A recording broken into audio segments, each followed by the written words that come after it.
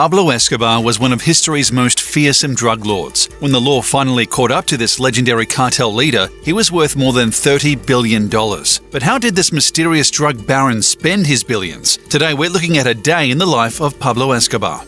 At the height of his power, Escobar was dealing with the day-to-day operations of the Medellin cartel, which controlled more than 80% of the world's cocaine traffic. Former associates report that Escobar was a workaholic. He woke early in the morning to deal with any potential threats to his business empire, including nosy politicians, potential extradition to the United States, and loss of inventory through drug busts. When he wasn't working, Pablo Escobar was a devoted family man. He married his wife, Maria Victoria Henao, when he was 26 and she was only 15. Henao's family did not approve of the marriage and Escobar started a new independent life with his wife. The couple had 2 children, Juan Pablo and Manuela. Although Escobar was capable of extreme brutality, he was reportedly very sweet with his children. He tried to spend time with them and entertain them on his legendary Hacienda Nopales property. In fact, the house was designed for children to enjoy. When he had spare time, Escobar would walk around his massive compound with his kids, exploring the sculpture park and full zoo, which featured elephants, hippos, giraffes, and exotic birds. Although Escobar's children eventually turned against their notorious father, he made attempts to connect with them when they were young. He also lounged at his various properties scattered around the globe. Escobar owned a luxurious villa in Miami Beach. Many people believed it was bold to buy property in the US, and authorities eventually seized the house and all of its contents. When Escobar needed to get away for a few days, he would fly to a Caribbean paradise called Isla Grande. The property featured a mansion, apartments, courtyards, a large swimming pool, a helicopter landing pad, reinforced windows, and tiled floors. It was very rare for Escobar to take a holiday, but he would occasionally kick back on the beach in Isla Grande. The compound has since been demolished. In the early days of Escobar's drug career, he would personally fly drug shipments from Latin America to the United States. But as his wealth grew and the cartel's operations became more complicated, Escobar focused on big-picture decision-making. Before he was fictionalized in works like the Netflix series Narcos, Pablo was a working-class Colombian who was born in Rio Negro in 1949. Life was hard in nearby Medellin, where Escobar grew up, and his life of crime started young. Escobar's criminal career started as a teenager when he would steal gravestones and sell them to smugglers. Around the same time, Escobar started selling counterfeit high school and college diplomas to local students. In his 20s, the future drug dealer attempted to finish college, but he dropped out before obtaining a degree. After dropping out, Escobar met his future business partner, Oscar Benel Aguirre. They started running street scams around Medellin, including selling contraband cigarettes, fake lottery tickets, and stealing cars. Escobar's friends and family remember that he was obsessed with money and didn't care what he had to do to make it. Escobar promised himself that he would make 1 million Colombian pesos before he turned 22. He eventually made 100 million pesos, the equivalent of about $3 million by the time he was 26. Before he started working in the drug trade, Escobar was hired as a bodyguard and hitman. In the early 1970s, he made roughly $100,000 for kidnapping a prominent Colombian business person. But everything changed in 1975 when Pablo Escobar started working in the burgeoning cocaine trade. Of course, his biggest customers were in the United States, where consumers were rich and drug enforcement was ineffective. Escobar started frequent flights into the US via Colombia and Panama. Before long, he had a veritable army of planes at his disposal, including a Learjet, 6 helicopters, and 15 large airplanes. But in May 1976, Escobar was arrested leaving Ecuador with almost 40 pounds of cocaine. Escobar initially tried to bribe the Medellin judges who were handling his case, but when this failed, he simply ordered the murder of his arresting officers. This effectively scared the authorities and his case was dropped. The 1980s brought increased demand for cocaine from the United States and with it, massive profits for Escobar and his cartel. In order to establish more routes in South Florida, California, and Puerto Rico, Escobar purchased an island in the Bahamas called Norman's Cay, which included a 1-kilometer airstrip, a harbour, a hotel, houses, boats, and aircraft, and a refrigerated warehouse to store the cocaine.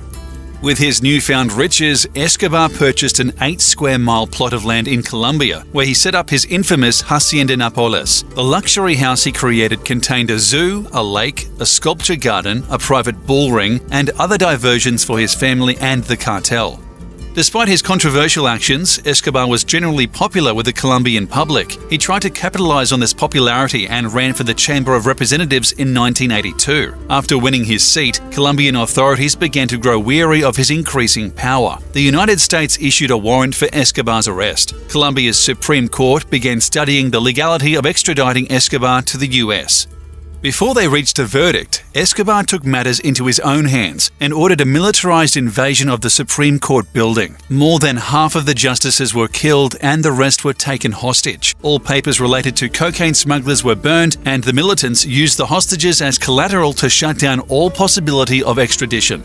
At the height of Escobar's power, the Medellin cartel brought in more than $70 million a day. This is equivalent to $150 million in 2021 money. This led to $26 billion in annual income, much of which was funneled directly into Pablo Escobar's pockets.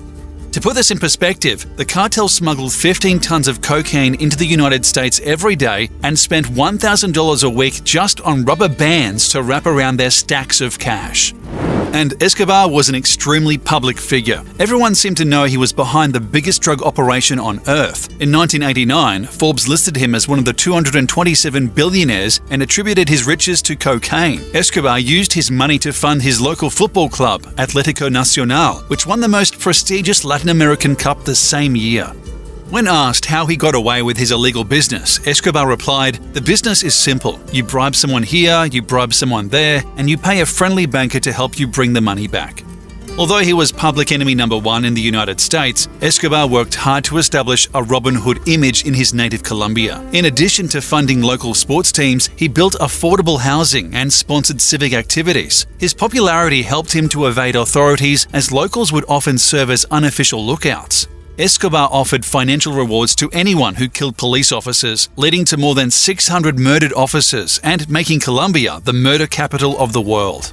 Things reached a boiling point in 1989 when Escobar ordered the murder of Justice Minister Rodrigo Lara and presidential candidate Luis Carlos Galán. The incoming president, Cesar Gaviria, promised to curb violent crime and targeted Escobar specifically.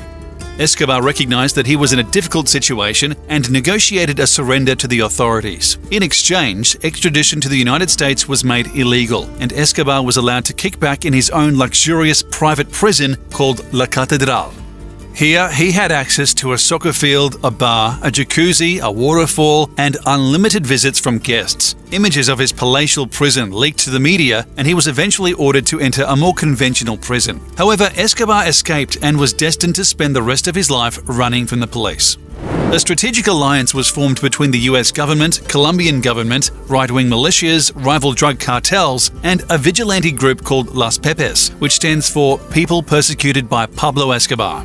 The manhunt resulted in more than 300 of Escobar's former partners, lawyers, family, and friends being murdered. Although Escobar once seemed unstoppable, he was eventually killed in a bloody shootout only 16 months after leaving La Catedral.